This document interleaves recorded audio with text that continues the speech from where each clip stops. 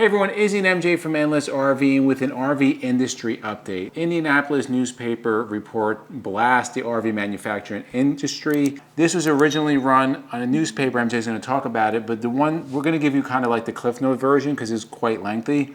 This was run on RVtravel.com, October 22nd, 2022.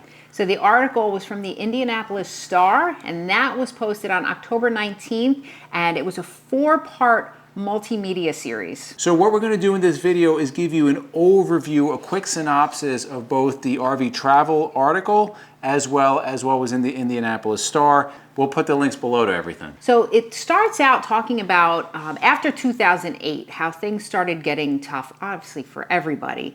But there were 3 major corporations, Thor, Winnebago, and Forest River, that did start buying out a lot of the companies. So they had to cut costs and really stay competitive to stay open at this point, and the quality started to drop. Then COVID hit and everything amplified even more. Well, even before COVID, and this is the opinion of a lot of people, RV owners, people have been in it for a long time.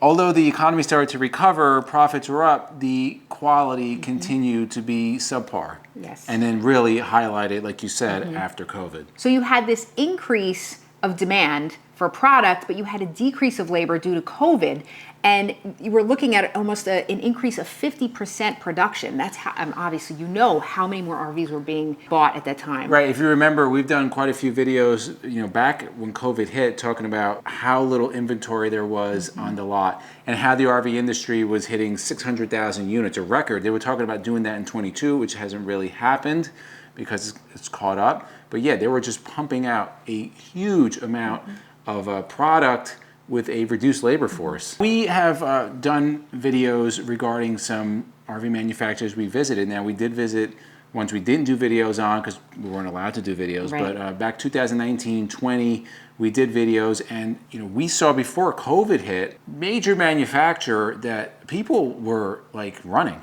Like they were running from station to station, and this is before even this production was pushed up so high. Right. So the article goes into working conditions, poor working conditions in many of these factories. So OSHA received approximately 6,000 COVID-related complaints. Again, a lot of this manufacturing is in the Elkhart County area. Many of these OSHA complaints were not responded to with inspections, but simply they reached out to the employers and just asked for reports that they were following COVID safety protocols. And to be specific, 44 out of the 6,000 OSHA complaints resulted in an actual inspection. Right. So, I mean, that's like less than 1%. Again, this is only what the article says. We're just This is relaying. not something that we've seen, but that's what they're reporting from sources that worked inside these factories. On top of the COVID issues, there are some other things that workers had complained about. Right, so I'm actually just going to read this for you. Workers discussed the conditions in which they worked. So there were,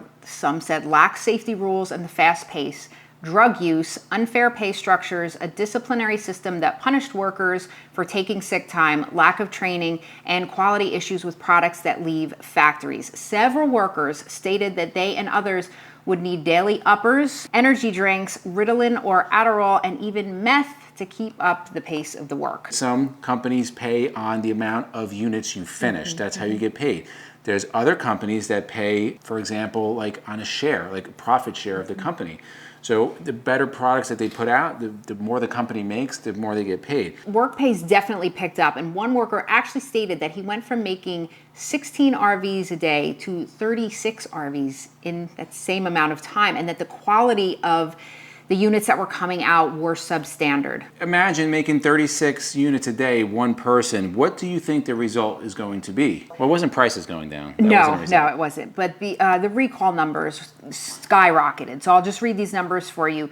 Thor saw 156,000 recalls. Forest River saw 200,000, and Winnebago saw 125,000. So some of these, what were the recalls for? This is all for 2022. Correct. Some of these included gas leaks, electrical issues, increased propane pressure, and poorly installed awnings.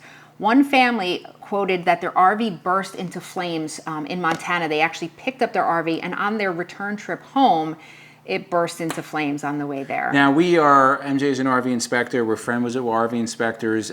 There was actually one of our RV inspector friends that had a string of multiple inspections when they were finding propane problems. Propane leaks, yeah, a lot Multiple of them, yeah. brand new products, brand new RVs with propane problems.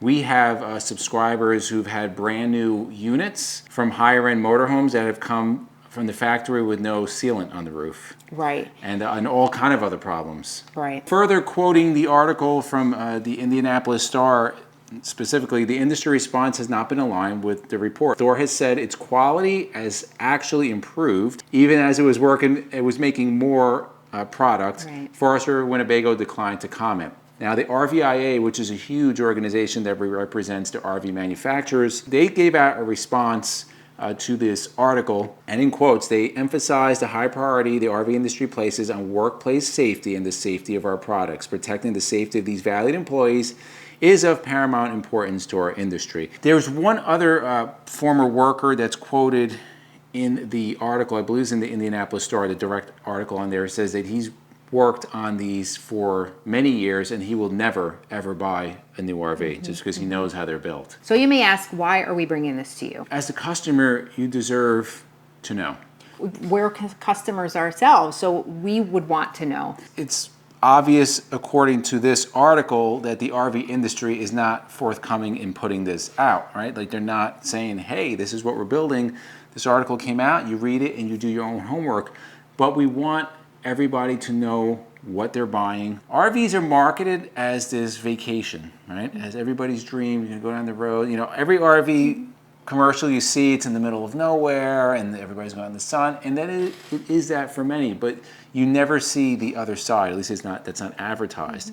And what we want as RV consumers and as RV users is just to make you aware of what's going on out there, because it's really important to know. Right, and as we've said in every video, that when we talk about this kind of thing, getting an RV inspection, and people say on a new RV, well, after this video, you may see why. Yes, new, used, whatever. We have two very good friends that I met out in Texas at RV Inspection School, and their channel is called Blue Ox on the Run. It's Laurel and Pierre, and they do many videos on their inspections. Actually, they'll show you what they found in their inspections. They'll give you tips on what to look for. So you definitely want to subscribe to them. And there's other channels out there as well that do this, but the more knowledge you have, the better. And why do we say that you should get an RV inspection? Because like MJ said, well, it's under warranty. Well, we just told you almost 500,000 recalls in 1 year.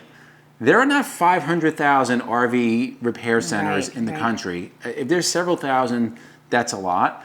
But not only are they dealing with these repairs, you have the millions of other RVs that are out there. They're being repaired also, routine maintenance. Right. I know for us, we go up to Country Classic. When we got our RV, we would make an appointment, and they're really good. They're excellent. Right. We would make an appointment. We'd be in there 2 to 3 weeks. We could get in. Now, it's 3 to 4 months. Yeah. And he tells me, he's like, I'm just, there's so much work coming in from repairs.